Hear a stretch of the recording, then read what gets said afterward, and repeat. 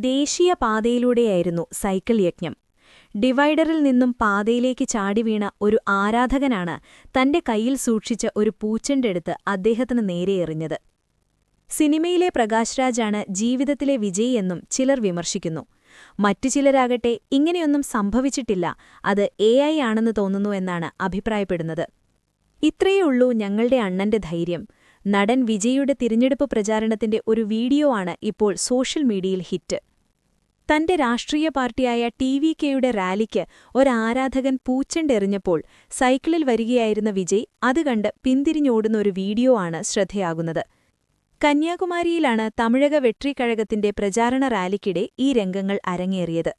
കന്യാകുമാരിയിലെ മഹാദാനപുരത്ത് റാലിയുടെ ഭാഗമായി സൈക്കിളിൽ മുന്നിൽ സഞ്ചരിക്കുകയായിരുന്നു വിജയ്. അതിനിടയിലാണ് ഒരാരാധകൻ തന്റെ അണ്ണന് ഒരു പൂച്ചെണ്ടെറിഞ്ഞുകൊടുത്തത്. ഇതോടെ വിജയ് അല്പം കൺഫ്യൂഷനിലാവുകയായിരുന്നു.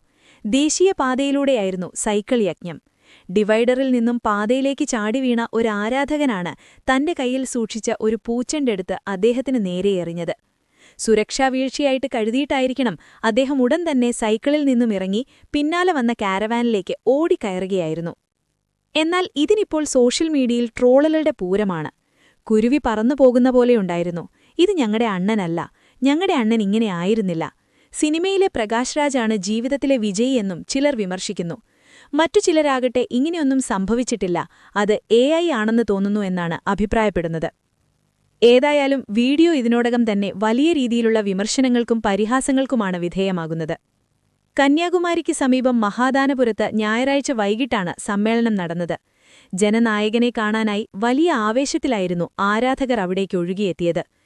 തമിഴക വെട്രിവെട്ടിക്കഴകത്തിന്റെ ചിഹ്നമായ വിസിലൂതിക്കൊണ്ടായിരുന്നു വിജയ് പരിപാടി സ്ഥലത്തേക്കെത്തിയത്. വയോധികയുടെ വീട്ടിലെത്തി വെള്ള സാരി ധരിച്ച ഒരു യുവതി പണം കൈമാറുന്ന വീഡിയോ സോഷ്യൽ മീഡിയയിൽ വലിയ രീതിയിൽ പ്രചരിച്ചിരുന്നു. കൂടാതെ സംഭവത്തിന് പിന്നാലെ LDFും UDFും പരാതി നൽകിയിരുന്നു. ഇതിന്റെ അടിസ്ഥാനത്തിലാണ് പോലീസ് സമഗ്ര അന്വേഷണം നടത്തുന്നത്. LDF UDF നേതാക്കളുടെ മൊഴിയും പാലക്കാട് ടൗൺ പോലീസ് രേഖപ്പെടുത്തി. പാലക്കാട് വോട്ട് നേടാൻ കൈക്കൂലി നൽകിയെന്ന BJPക്കെതിരായ ആരോപണത്തിൽ സമഗ്രമായ അന്വേഷണത്തിന് നീക്കവുമായി പോലീസ്. സംഭവത്തിൽ പരാതിക്കാരിയുടെ മൊഴി രേഖപ്പെടുത്തി. ദൃശ്യങ്ങൾ ശാസ്ത്രീയ പരിശോധനയ്ക്ക് വിധേയമാക്കും. ഇതിനായി ദൃശ്യങ്ങൾ ശേഖരിച്ചു. കൂടാതെ നിശബ്ദ പ്രചാരണ ദിവസങ്ങളിൽ മറ്റു വീടുകളിലും ശോഭ എത്തിയോ എന്നും പണം നൽകിയിട്ടുണ്ടോ എന്നും പോലീസ് പരിശോധന നടത്തും. ഒരു വയോധികയുടെ വീട്ടിലെത്തി വെള്ള സാരി ധരിച്ച ഒരു യുവതി പണം കൈമാറുന്ന വീഡിയോ സോഷ്യൽ മീഡിയയിൽ വലിയ രീതിയിൽ പ്രചരിച്ചിരുന്നു. കൂടാതെ സംഭവത്തിനു പിന്നാലെ LDFും UDFും പരാതി നൽകിയിരുന്നു. ഇതിന്റെ അടിസ്ഥാനത്തിലാണ് പോലീസ് സമഗ്ര അന്വേഷണം നടത്തുന്നത്. LDF UDF നേതാക്കളുടെ മൊഴിയും പാലക്കാട് ടൗൺ പോലീസ് രേഖപ്പെടുത്തി. കേസുമായി ബന്ധപ്പെട്ട റിപ്പോർട്ട് വാരണാധികാരിയായ RD ജില്ലാ കലക്ടർ കൈമാറും. കൂടാതെ സംഭവത്തിൽ കൂടുതൽ പേരുടെ മൊഴി രേഖപ്പെടുത്തുമെന്നും വിശദമായ അന്വേഷണം ആവശ്യമാണെന്നും RDO കലക്ടറെ അറിയിച്ചിരുന്നു. കണ്ണാടി തരുകുരിശിയിലെ വോട്ടർക്ക് പാലക്കാട് NDA സ്ഥാനാർത്ഥി ശോഭാ സുരേന്ദ്രൻ ഒപ്പമെത്തിയ യുവതി പണം നൽകിയെന്നാരോപിച്ചാണ് കോൺഗ്രസ് ദൃശ്യങ്ങൾ പുറത്തുവിട്ടത്. എന്നാൽ ആരോപണത്തെ ചെറുക്കുവാൻ പല വാദങ്ങളും ശോഭാ സുരേന്ദ്രനും ജില്ലയിലെ BJP നേതാക്കളും പറയുന്നുണ്ട്. വാടക വീട്ടിൽ താമസിച്ച് കൂലിവേല ചെയ്ത് കുടുംബം പുലർത്തുന്ന മാതാപിതാക്കളുടെ ഏക ആശ്രയമായിരുന്നു നിതിൻ. മുഖ്യമന്ത്രി തിരുവനന്തപുരത്തെത്തിയ ഉടൻ നിതിന്റെ കുടുംബത്തിന് അദ്ദേഹത്തെ നേരിട്ട് കാണാൻ അവസരമൊരുക്കും. കുടുംബത്തിന് സർക്കാരിന്റെ ഭാഗത്തുനിന്ന് നൽകാൻ കഴിയുന്ന സഹായങ്ങളെക്കുറിച്ച് ആലോചിക്കുമെന്നും മന്ത്രി ഉറപ്പു നൽകി. തിരുവനന്തപുരം കണ്ണൂർ ഗവൺ എഞ്ചിനീയറിംഗ് കോളേജ് വിദ്യാർത്ഥി നിതിൻ രാജിന്റെ മരണത്തിൽ പ്രത്യേക അന്വേഷണ സംഘം കേസന്വേഷിക്കുമെന്ന് വിദ്യാഭ്യാസ മന്ത്രി V. ശിവൻകുട്ടി. വിഷയത്തിൽ കണ്ണൂർ പോലീസ് മേധാവിയുമായി സംസാരിച്ചതായും നിതിൻ രാജിന്റെ കുടുംബത്തിന് നീതി ഉറപ്പാക്കുമെന്നും മന്ത്രി തിരുവനന്തപുരത്ത് മാധ്യമങ്ങളോട് പറഞ്ഞു. മരണശേഷം കോളേജിൽ നിന്നൊരാൾ പോലും നിതിന്റെ വീട് സന്ദർശിക്കാതിരുന്നത് ഗൗരവകരമാണെന്ന് മന്ത്രി ചൂണ്ടിക്കാട്ടി. സാധാരണഗതിയിൽ സഹപാഠികൾ വീട്ടിലെത്താറുള്ളതാണ്. എന്നാൽ ആരും പോകരുതെന്ന് മാനേജ്മെന്റ് കർശന നിർദ്ദേശം നൽകിയതായാണ് വിവരം. ഇത് സംഭവത്തിൽ കൂടുതൽ സംശയങ്ങൾക്കിടയാക്കുന്നു. പ്രൊഫഷണൽ കോളേജുകളിൽ ഇന്റേണൽ മാർക്കൊരായുധമായി ഉപയോഗിച്ച് വിദ്യാർത്ഥികളെ ഭീഷണിപ്പെടുത്തുന്ന സാഹചര്യം നിലനിൽക്കുന്നുണ്ട്. നിതിന്റെ കാര്യത്തിലും സമാനമായ സമ്മർദ്ദങ്ങളുണ്ടായിട്ടുണ്ടോ എന്ന് പരിശോധിക്കും. നിതിൻ രാജ് കോഴ്സിന് ചേർന്നത് മുതൽ നേരിട്ട മാനസിക പീഡനങ്ങളെക്കുറിച്ച് പിതാവ് പരാതിപ്പെട്ടതായി മന്ത്രി പറഞ്ഞു. മെറിറ്റിൽ അഡ്മിഷൻ ലഭിച്ച പഠിക്കാൻ മിടുക്കനായ കുട്ടിയായിരുന്നു നിതിൻ.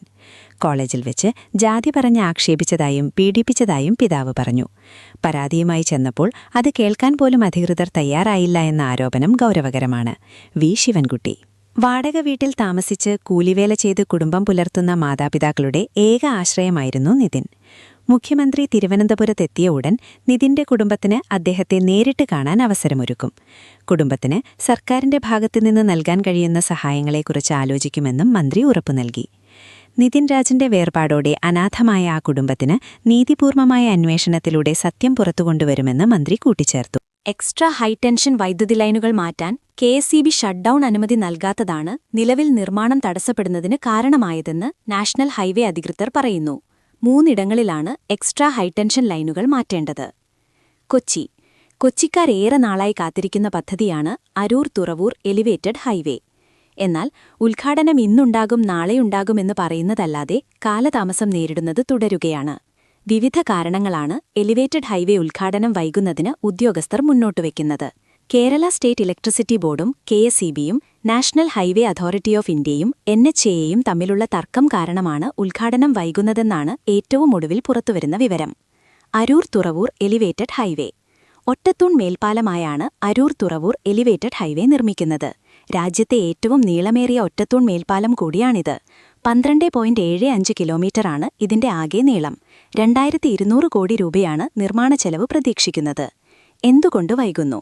എക്സ്ട്രാ ഹൈടെൻഷൻ വൈദ്യുതി ലൈനുകൾ മാറ്റാൻ KSEB ഷട്ട്ഡൌൺ അനുമതി നൽകാത്തതാണ് നിലവിൽ നിർമ്മാണം തടസ്സപ്പെടുന്നതിന് കാരണമായതെന്ന് നാഷണൽ ഹൈവേ അധികൃതർ പറയുന്നു.